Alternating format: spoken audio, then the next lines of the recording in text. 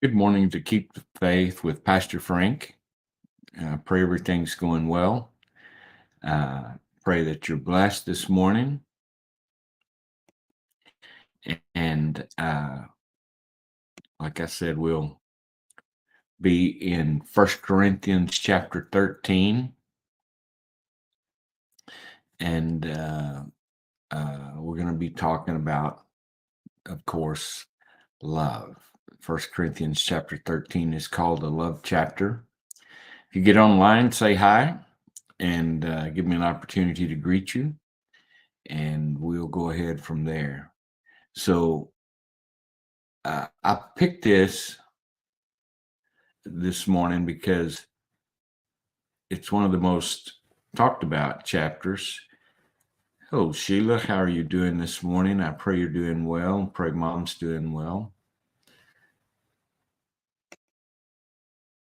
And good morning, Brother Lee. I pray you and yours are doing well this morning. God bless.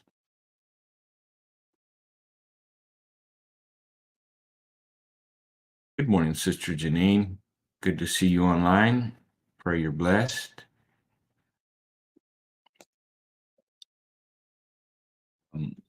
This is the 1 Corinthians 13 is called a love chapter.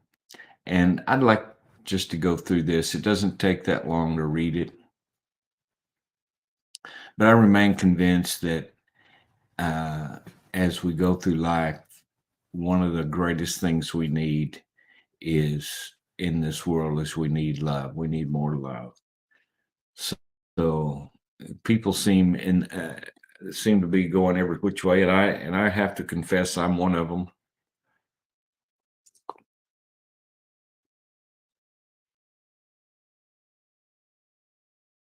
Good morning, Sister Gail. Good to see you online.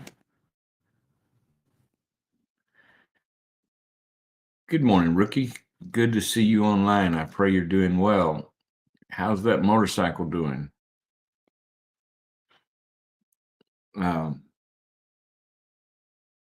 So I'll be reading out of 1 Corinthians chapter 13. And good morning, Brother Lewis. Good to see you online. Sister Gail says, good morning to everyone. It is morning.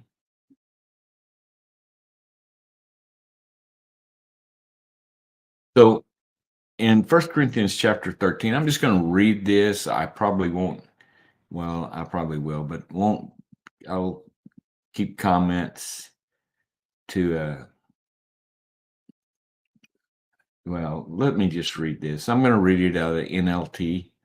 I was reading earlier, and it just is amazing how the first part is very similar to King James Version. So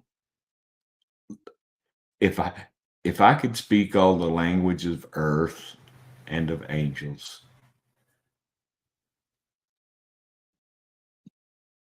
but didn't love others, I would only be a noisy gong or a clanging cymbal. If I had the gift of prophecy, and if I understood all of God's secret plans and possessions, all knowledge, and if I had such faith that I could move mountains, but didn't love others, I would be nothing. If I gave everything I have to the poor and even sacrificed my body, I could boast about it. But if I didn't love others, I would have gained nothing. Love is patient and kind. Love is not jealous or boastful or proud or rude. It does not demand its own way. It's not irritable, and it keeps no record of being wrong. It does not rejoice about injustice, but rejoices whenever the truth wins out. Love never gives up, never loses faith, is always hopeful, and endures through every circumstance. I love this description of love, and I'm going to read it again. Love is patient and kind. Love is not jealous or boastful or proud or rude. It does not demand its own way. It's not irritable, and it keeps no record of being wrong. It does not rejoice about injustice, but rejoices whenever the truth wins out. Love never gives up, never loses faith, is always hopeful, and endures through every circumstance. Prophecy and speaking in unknown languages and special knowledge will become useless, but love will last forever. Now our knowledge is partial and incomplete, and even the gift of prophecy reveals only part of the whole picture. But when full understanding comes, these partial things will become useless. When I was a child, I spoke and thought and reasoned as a child. But when I grew up, I put away childish things. Now we see things imperfectly as in a cloudy mirror, but then we will see everything with perfect clarity. All that I know now is partial and incomplete, but then I will know everything completely, just as God now knows me completely. Three things will last forever: faith, hope, and love. And the greatest of these is love. So there's several places to start. And I see we've had people join us. Good morning, Brother James. Good to see you online. Good morning, Brother Robert and Sister Gina. It's good to see you online. So one of the things that I like is the description of love that's found in from the 4th through the 7th verses, and it says some key things there that I think that when we talk about love, we actually when we talk about love, generally we bound that love in certain things. I'll love you as long as, or I'll do this as long as, but this just really tells us the the heart of love. And right here, I'm going to read them again. It says, love is patient and kind. Love is not jealous or boastful or proud or rude. It does not demand its own way. It's not irritable, keeps no record of being wronged, does not rejoice about injustice, but rejoices whenever the truth wins out. Love never gives up, never loses faith, is always hopeful, and endures through every circumstance. It's an amazing definition, if you will, of love. And I know a lot of people try to define love, and just in general, this is probably the best description of love that you'll find anywhere, including the dictionary. This tells us what love is. Not, I guess this tells us what love is, not what it's supposed to be. So whenever you find these circumstances in place, that is love. Whenever you find these things in you, that is love. That means you're showing love. That means love is in you. And the reason I bring this up is because Christ is in us. We need to realize that when Christ is in us, we have love that flows through us, because God is love, and we need to realize that. So love is patient and kind. Love's not jealous or boastful or proud or rude. It does not demand its own way. It's not irritable, and it keeps no record of being wronged.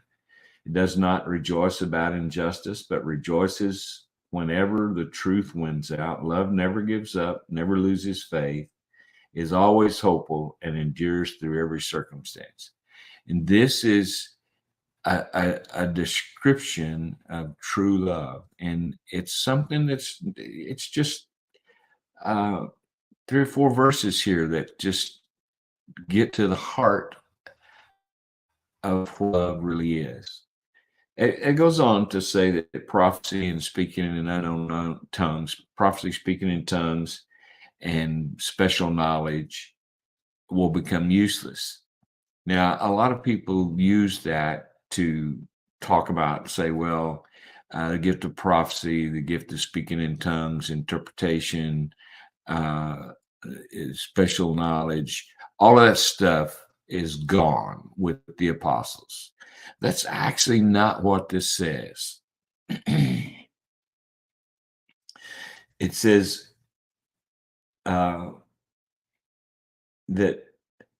all that I know now is partial and incomplete, but then I will know everything completely, just as God now knows me completely. And that then is when we're in the presence of Christ. We'll no longer need to guess. We'll no longer need to try to figure out. We'll no longer need to do. So there won't be a need for many things when we come into fullness of Christ, because they're no longer necessary. Prophecy will have been completed. Special knowledge will have been completed. All of the different things that are listed here, they will have been completed. So there'll no longer be a need for them. Until that time, we still live in a broken world. And if you don't want to think of that, just think about all of the stuff that they're always on television. They're trying to fix the environment. They're trying to fix this, that, and the other. And they're trying to do this and that and the other. What's happening is we need to really realize that during this time is not so much how we treat the environment, not so much how we do all this other stuff, but it's how we treat each other. It's what we think about each other. It's how we love one another. It's how we lift one another up. It's how we, through Christ that's in us, let the glory of God show in this earth while we're still here. So this chapter tells us not only that we should have love, it tells us how important love is in the first part of the chapter. It tells us what the description of love is, and it tells us that we should continue throughout eternity faith, hope, and love, and the greatest of these is love. So this isn't something that's just going to get you through today or just going to get you down the road. This is something that's going to last and keep you through eternity. So this morning, I just ask you very humbly that let the love flow. Let the love of God flow through you and touch the lives of others around you. Take just a little extra time to listen to what somebody has to say. Take just an extra moment. Sometimes when there's a need, dig just a little bit deeper. Let the love of God show through you. And if they ever remember anything about people that are Christian, just let them remember that we loved everybody. Keep the faith. God bless. I'll see you, God willing, in the morning, 6:30. Blessings and much love to you all.